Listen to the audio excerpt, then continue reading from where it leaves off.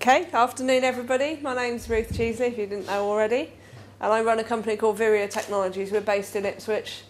I also run the Suffolk Joomla user group. So this session I'm going to be talking about microdata, authorship, and why you can't afford to ignore Google+. Anyone read my article about that in the magazine before? There is an article on the Joomla Community magazine, why you can't afford to ignore Google+. So if you want to read more about it, you can find it there. It was September last year, so start my timer.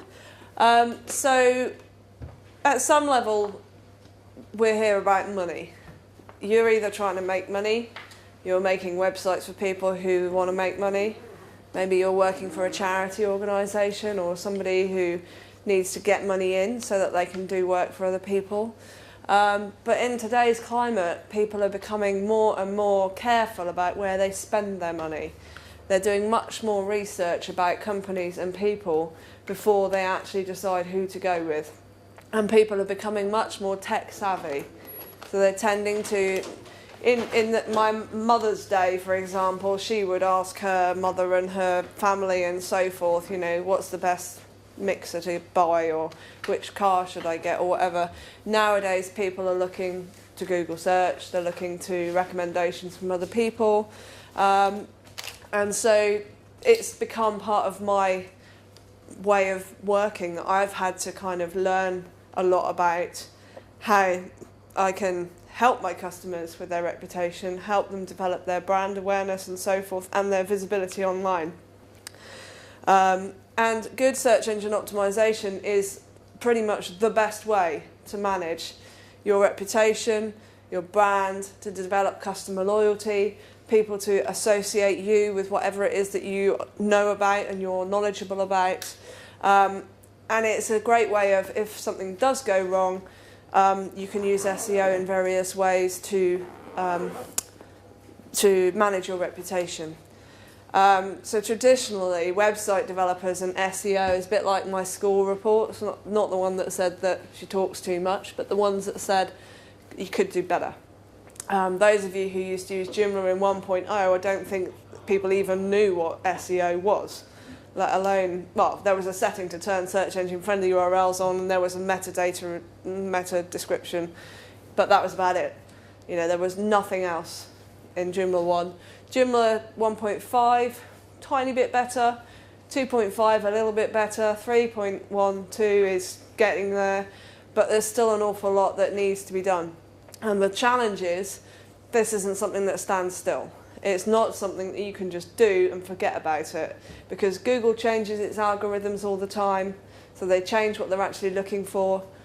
Things that you do now in 6 months' time could get you penalised, especially if they're questionable things. So it's really something that as web developers we have to keep on top of, or as people who have Joomla websites or design websites for friends, you need to have an understanding of where things are going with SEO. So I got interested in this thing called microdata. I'd never heard of it before really, but this word came up because I started listening to people who I consider to be like the thought leaders, the people who come up with the latest stuff. And they started talking about microdata, and I'm thinking, okay, well, I wonder what that is.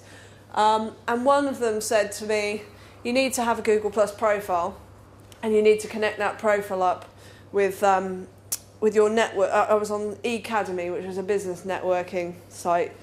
And he said you need to connect it up with that, and then on your Google Plus profile, stick all of the other places that you write on the internet.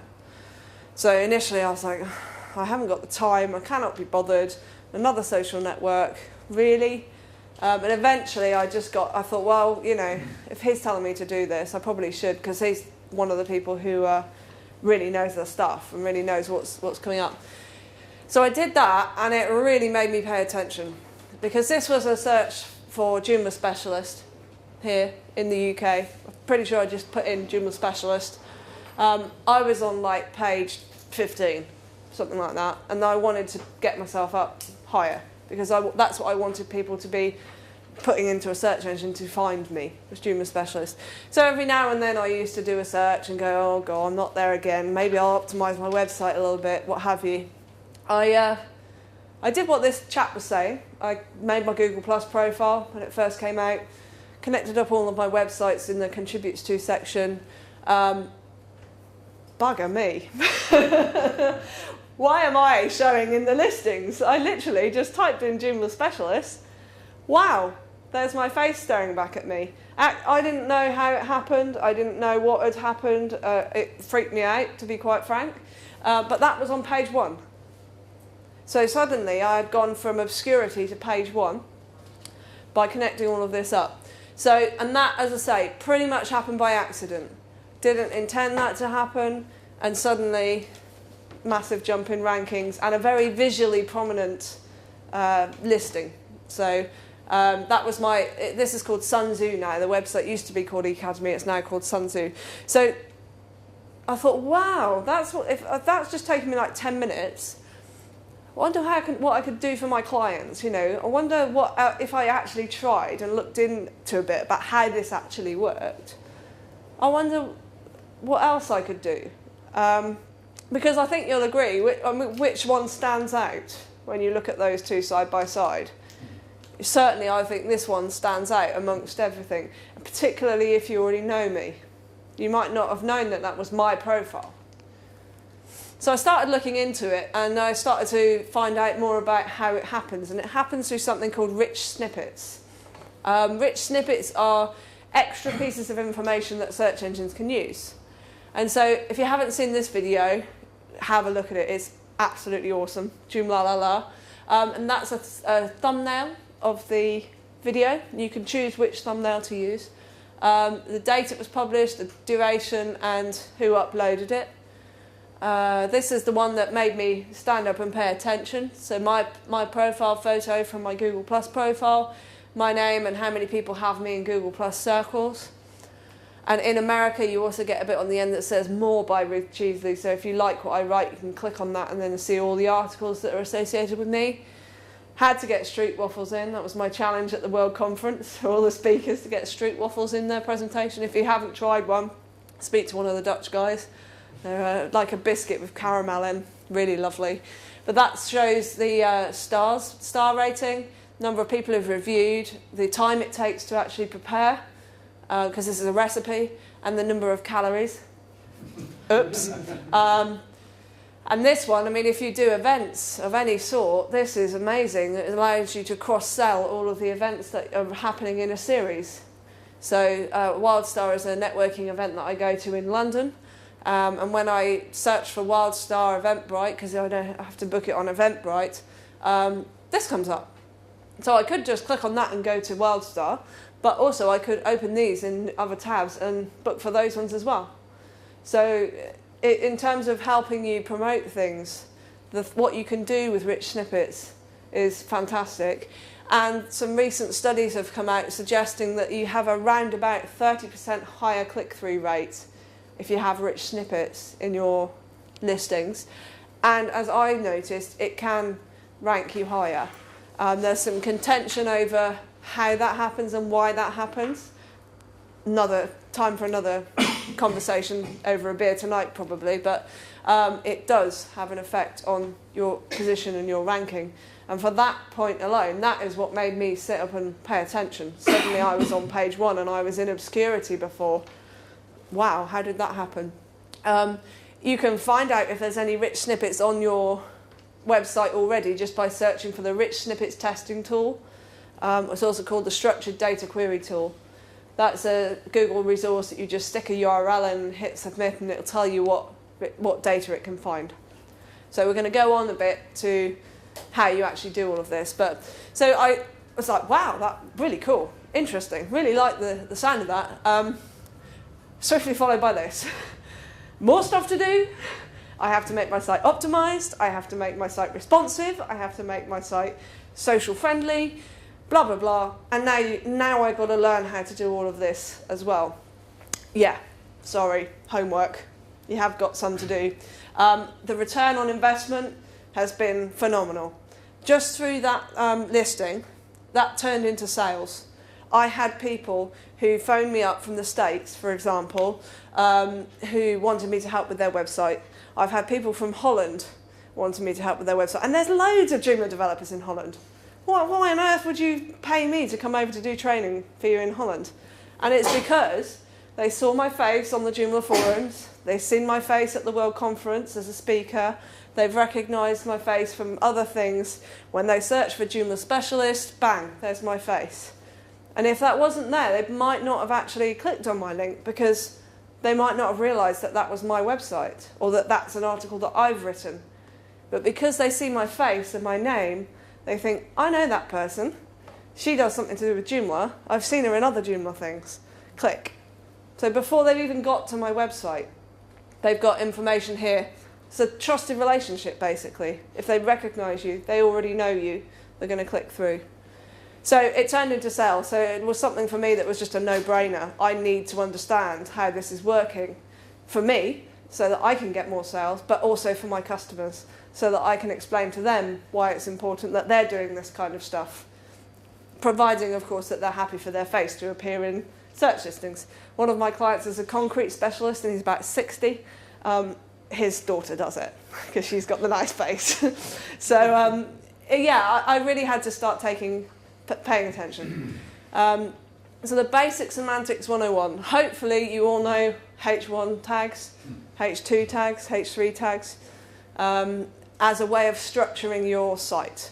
So putting all the information into a format so that a search engine can go, right, heading 1, this is the main title of the page. Heading 2, oh, this is something else that's important. Heading 3, oh, that's something relating to heading 2, but not quite so important, and so forth.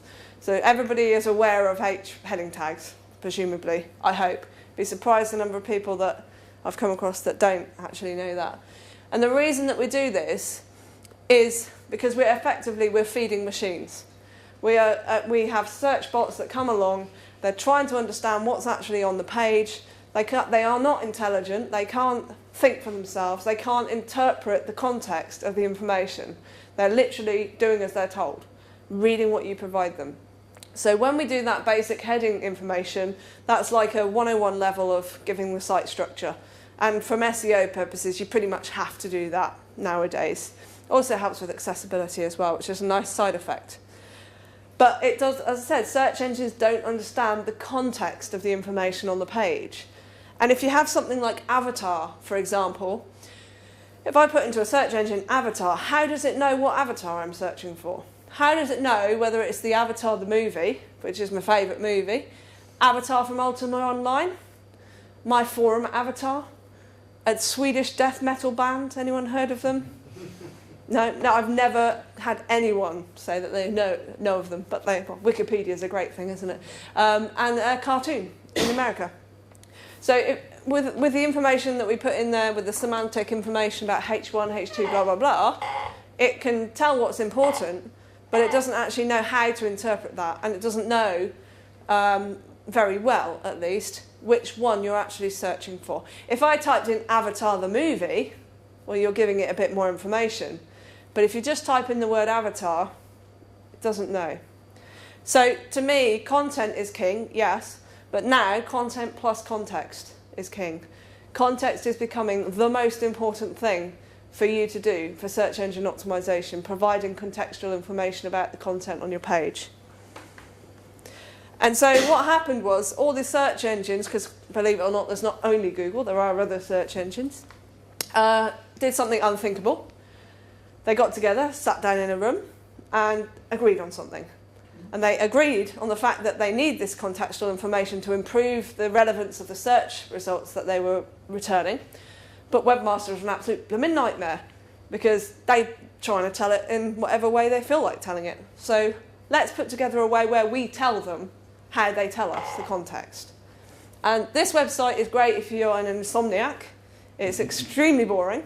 It's like reading an XML file. But Schema.org is where the search engines tried to find a way that they can explain everything in the world in a contextual way. So they needed to come up with a way that you can chunk things into different types of things, and then you can explain properties about those things. And that's what Schema.org is about. As I say, it's not something that you go to read for pleasure, it's something you go to read for information. And the way that the schema.org works, and this is one type of microdata, it's the one that Google currently recommends, is everything starts life as a thing. And a thing can have certain properties like a name, a URL, a photo, and so forth. But then you can, there are other types of things. So you drill down into a type of thing. Creative work, product, intangible, blah, blah, blah, each of these. So we start with a thing, and then we add on a creative work. So we're kind of expanding, or we add on that it's a place.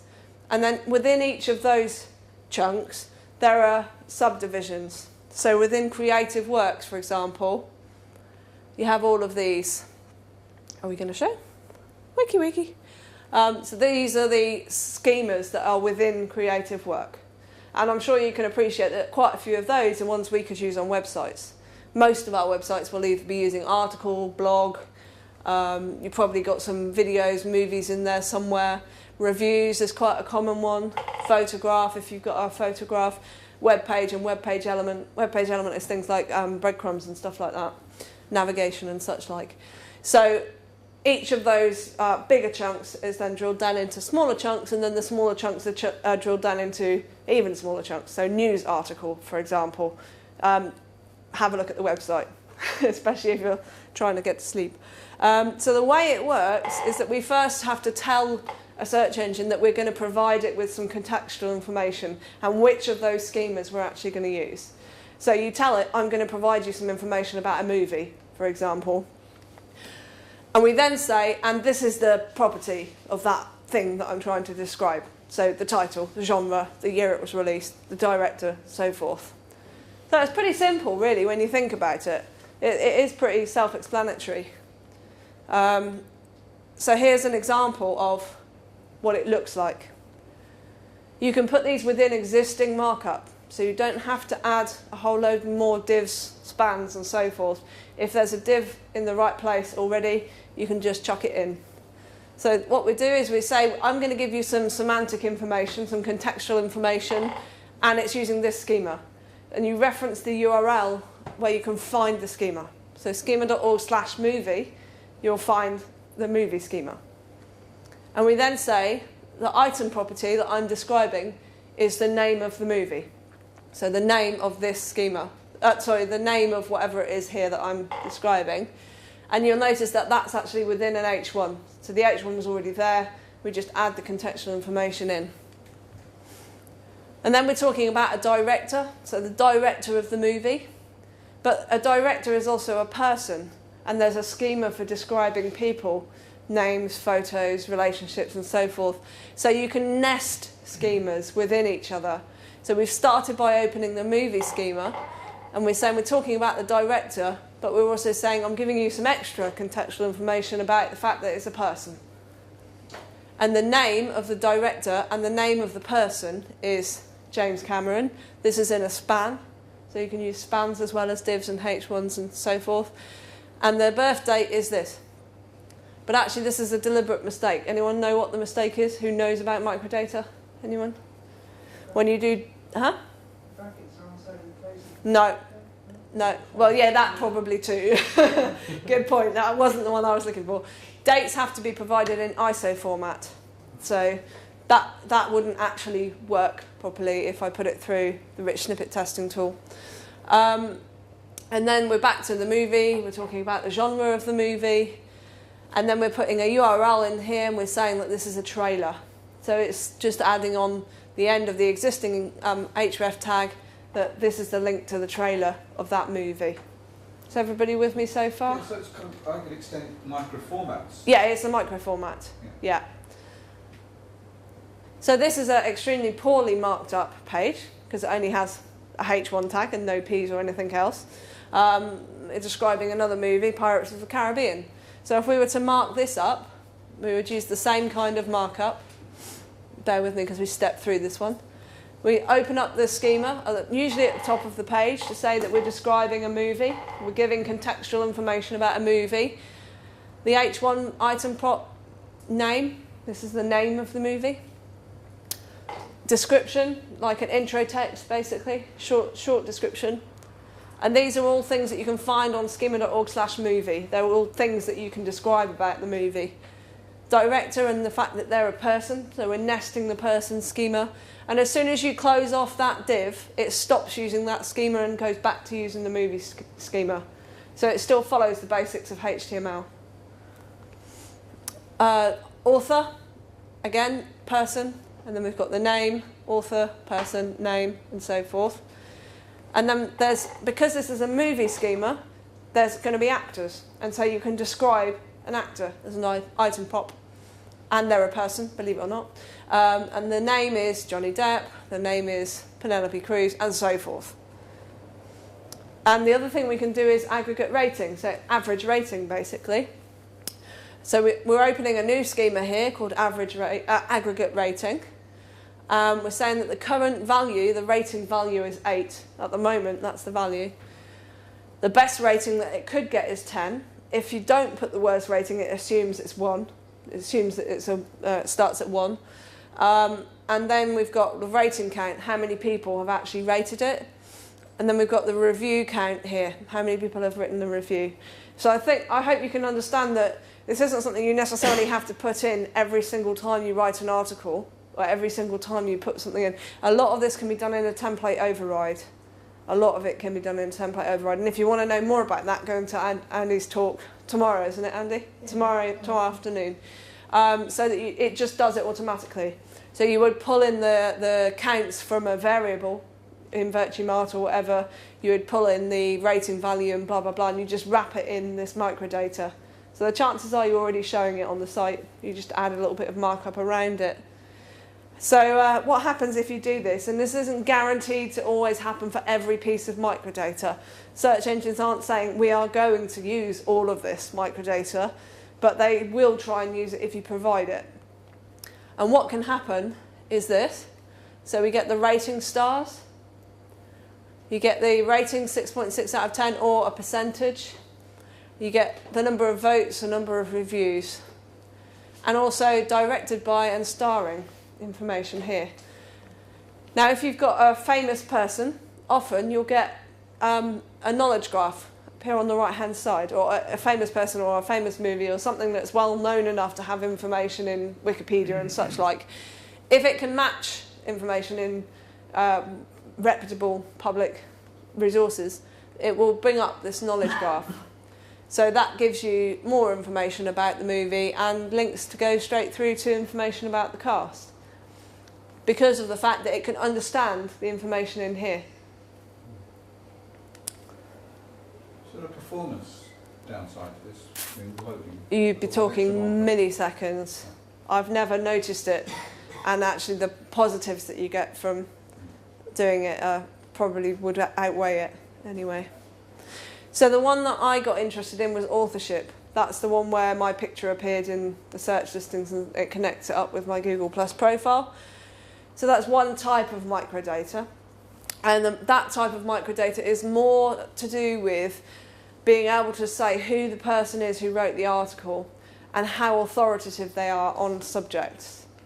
Because I'm sure you can appreciate if a search engine knows that you are the author of XYZ content, then that can help it to make a measured judgment about whether you are the more authoritative person than that person, because it knows the kind of articles that you write. If it knows nothing about the other person and it knows that you write lots of articles, it's more likely to rank yours higher if you're more reputable, basically. So this is where I got interested in things. The Joomla Community Magazine, I've been writing on it for a couple of years now. It's a really good place to share your knowledge.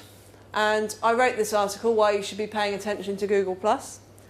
As you can see up here, it's got my name, which is hyperlinked, and my bio, which appears down the bottom here. And there's a link to the Google Plus profile there. And now, because I wrote it, on the overrides for the Joomla Community Magazine, that actually has the authorship markup now. But what it does is, I have a link to Google Plus on my profile. In my Google Plus profile, I have the Joomla Community Magazine listed as somewhere that I contribute to, so somewhere that I actually write at the moment.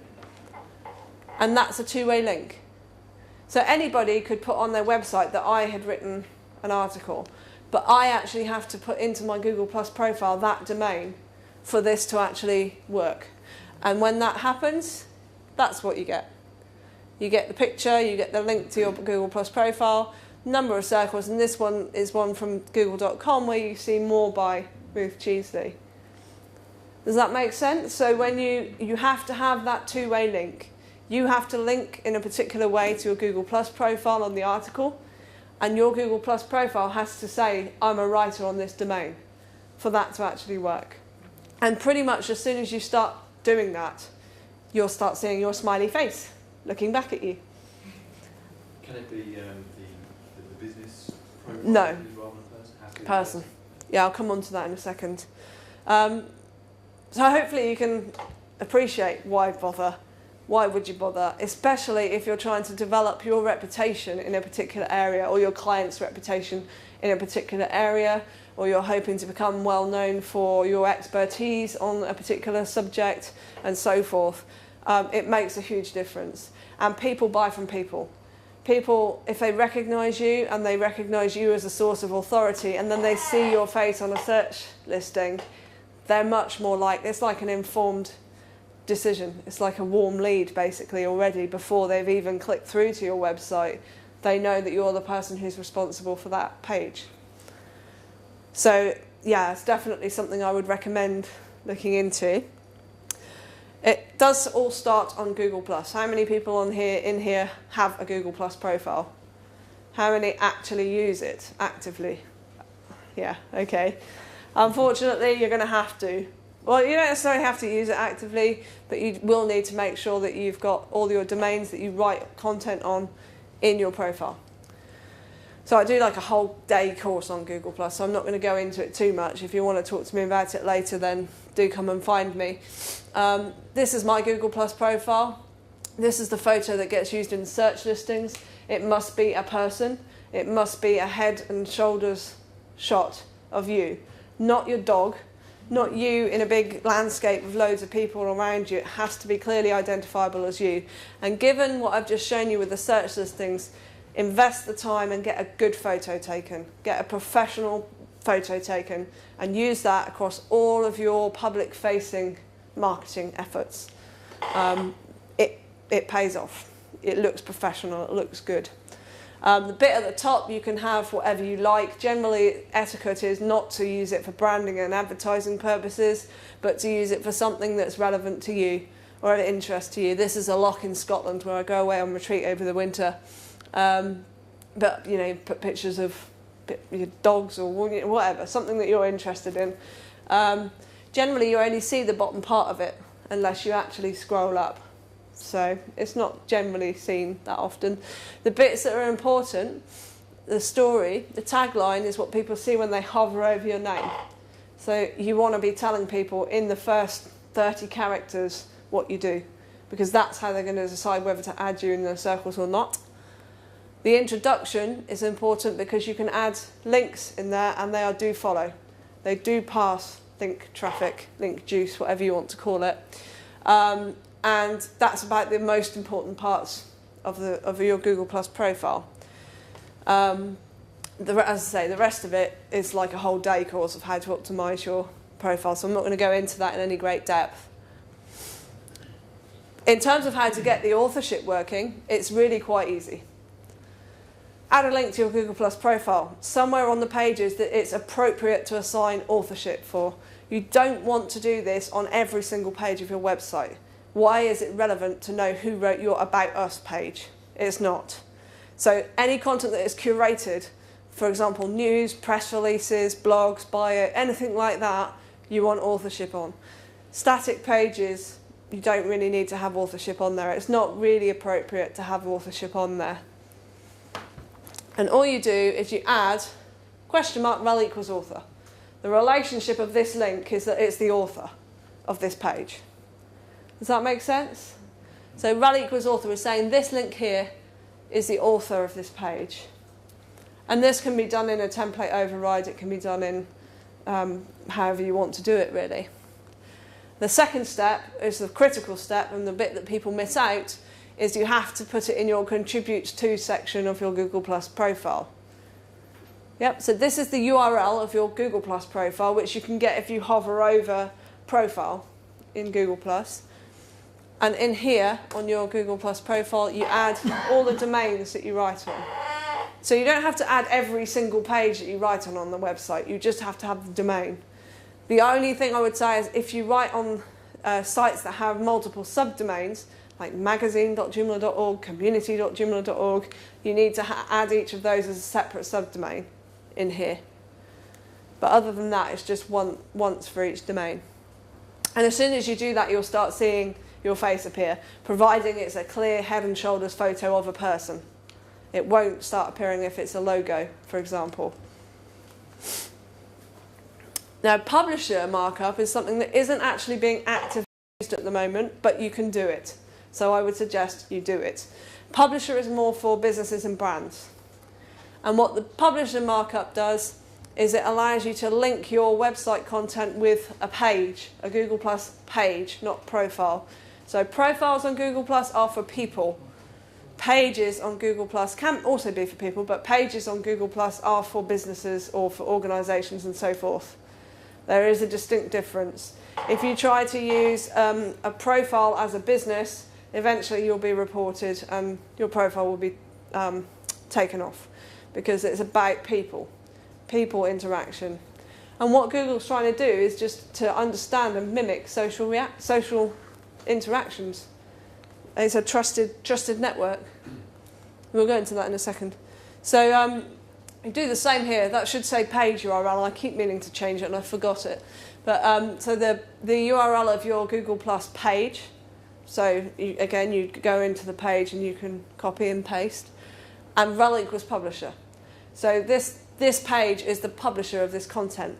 This you can have on every single page in your website, because every page in your website is associated with your company, generally speaking. So this one is the kind of markup that you would have, like follow us on Google Plus type thing. You can associate that as a publisher. Then you have to verify the link on your Google Plus page, and you get a nice, oh, hey, come back here. You get a nice tick here when you verify. So if you add the URL, it will say verify next to it, and you have to click that. And what it does is it goes back to your URL and looks for this markup. So again, it's a two-way thing.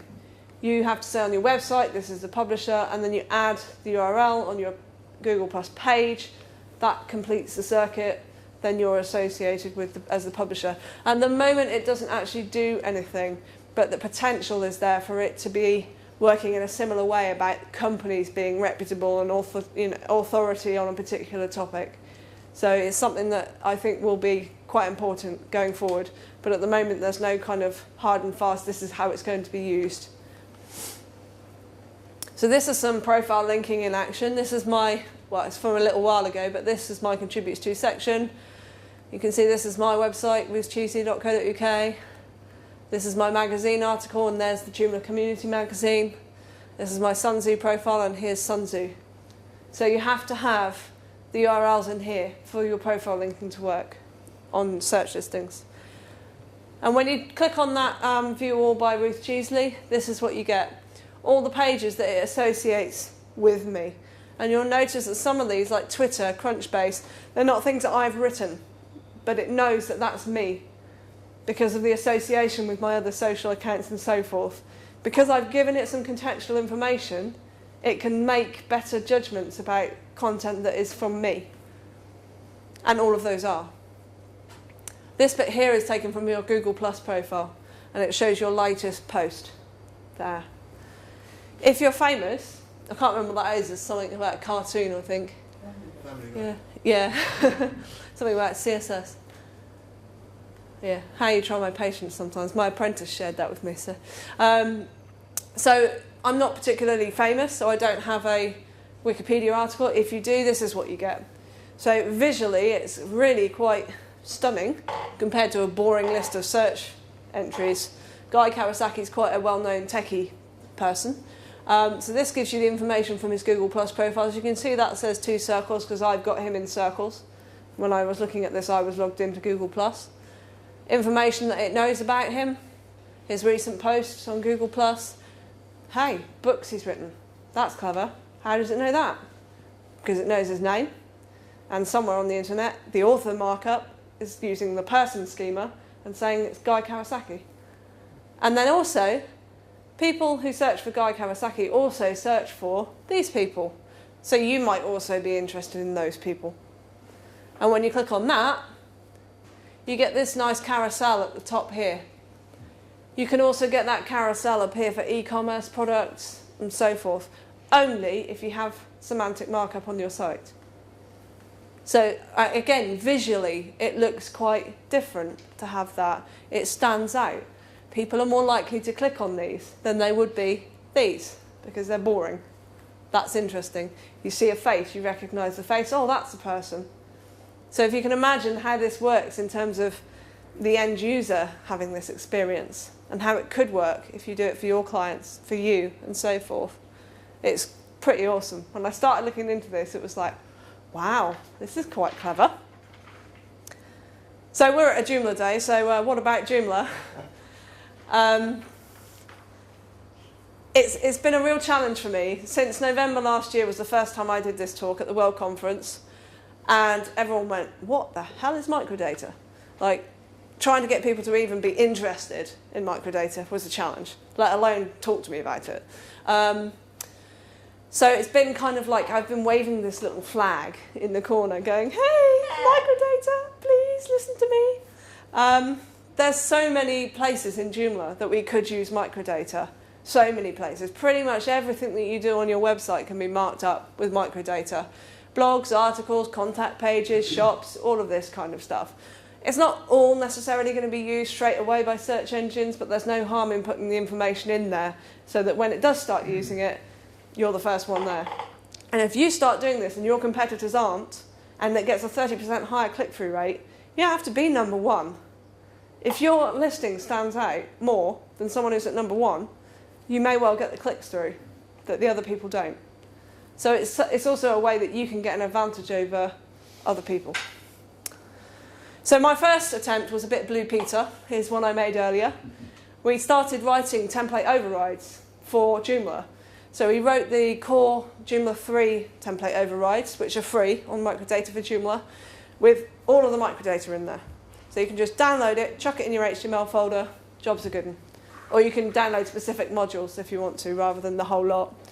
We also started writing them for components like K2 and Joom Shopping and a couple of other things, and various other plugins and blah, blah, blah, blah. That was great. I mean, it got people starting to see the advantages because they could just drop it into their template folder and bingo. But not everybody uses microdata in the same way. Your website might be describing volcanoes and you don't want to use the article schema, you want to use the volcano schema. So my way of doing it is great for people who want to use it just as a normal website, but it doesn't resolve the problem. It wasn't satisfactory enough for me. Now, the problem is I'm not a developer by any shape. I mean, I understand that if I put a semicolon somewhere, it breaks PHP, and if I delete stuff that's important, it breaks, but that's about as far as my knowledge goes with developing in Joomla. So I was like, there must be a way that we can actually do this in Joomla that allows people to use this information, that allows extension developers to just say, I need the microdata to describe an event, and this is the title, and this is the date, and blah, blah, and something just goes, whee, and gives it back. And they don't have to understand the microdata, or the hows or whys or wherefores. So I had to buy lots of beers. I had to speak to lots of developers. I had to learn how to speak to developers to get them to understand what I was talking about. Because I know the microdata, but I don't know the developer side of things, of how that could actually happen in Joomla. So people started using words like libraries, and I was like, books? Don't really know what that is. Eventually, we were listened to enough that we got a Google Summer of Code project to focus on microdata, semantics, and accessibility. And that's running at the moment. Hooray! It was a big, big hooray when I heard about that. The guy is called P. Alex. You can try and say his full name, but he just says, call me P. Alex, because it's much easier. And he's actually working on a way that we can have a library in Joomla which will allow developers to put a request in to say, I want this information about, or the microdata for this particular property, and it throws it back out at them, puts it into their code, and so forth. That's like the layman's work term that he's explained to me, how it will work anyway. It's available on GitHub, the work that he's doing at the moment, and it's hopefully going to be in Joomla 3.2, which I'm really, really excited about. We've made a few tweaks, because at the moment, I mentioned that this is only one type of microdata. Now I'm talking about schema.org as the microdata. That's the one Google currently recommend that you use. That's in all their documentation. But there's also another one called RDFA Lite, or RDFA, and there are various other types of microdata that you can use. So when we started working on this, it's a great idea in principle, but if Google then changes to RDFA, which is a good chance it will, this all becomes defunct because it can't be used anymore. So what we're doing is adding an extra layer in here where you can choose which microdata you're using. I'm using schema.org, I'm using RDFA, I'm using blah, and then you go into this bit, which are the chunks that I was talking about, the ways that you can describe things. So this is actually going to ship with Joomla, fingers crossed, ship with Joomla 3.2, and it means that extension developers can literally just say, give me this information, and it gets thrown back at them and they don't have to do anything else with it. So it's a huge step forward from my perspective, and hopefully it means that you guys won't have to do all the donkey work that I did when I had to write on my template overrides, because it will be in Joomla. But it's still a challenge. There's a lot of testing that needs to be done. There's a lot of work that needs to be done in raising awareness of what microdata is and why you can use it. So that's kind of why I'm on the telling everybody about it bandwagon. So in review, microdata allows you to add contextual information into your website. And search engines, they can use this rich snippet data, the microdata, to create rich snippets. Not saying they always will, but they can use that information. You can use the rich snippets testing tool to check and see if you've got the microdata right. It will tell you if there's an error. You'll have like red text telling you that it can't understand that, or you've got the wrong schema, or what have you. Authorship is a type of microdata that links an author to the content on the web. And many websites don't include microdata by default, but you can add it manually, or you can use extensions, or you can use template overrides and so forth to do that.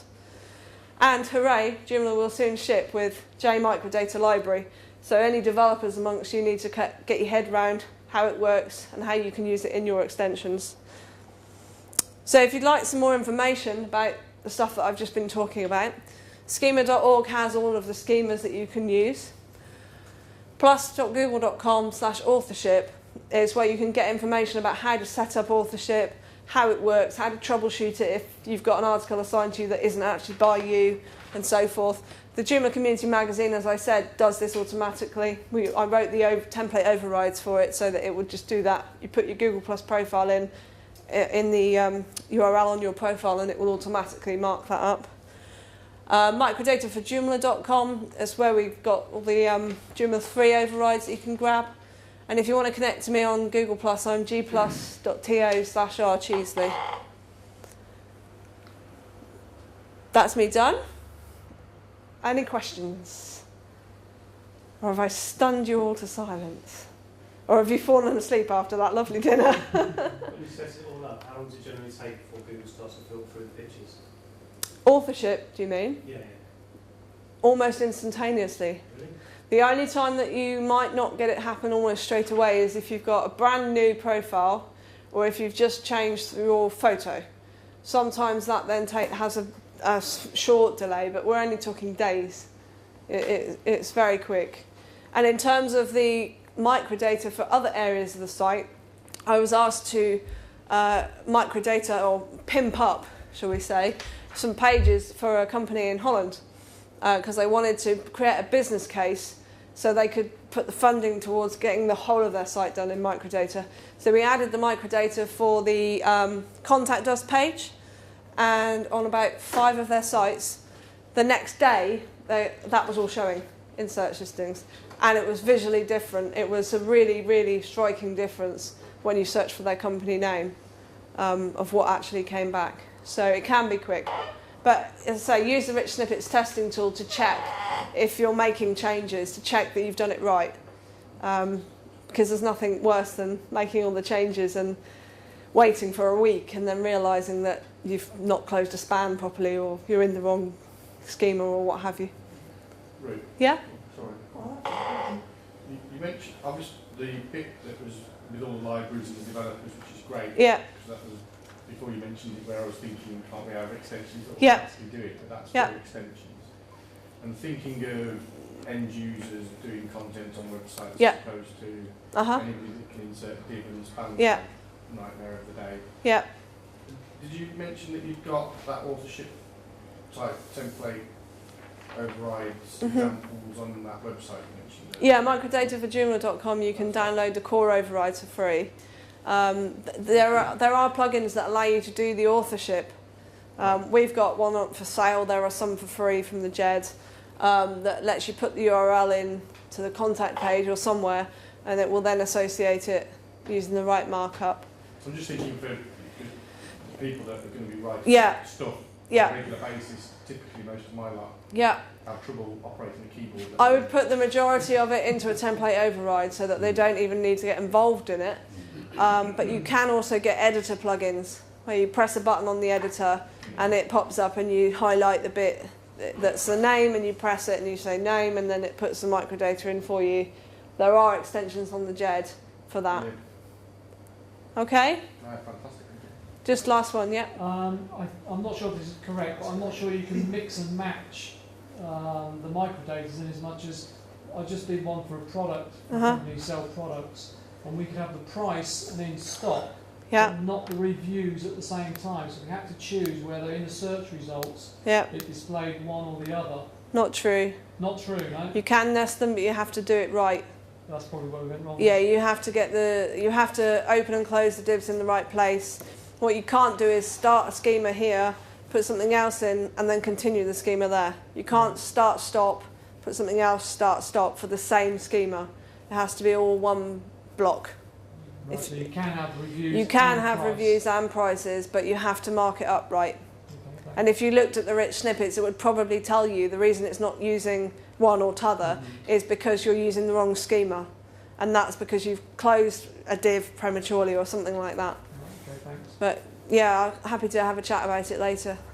So I could talk about it all day. So I probably shouldn't because I have got a cold. So great. Any questions? Just catch me afterwards or tomorrow. Thank you. Thank you.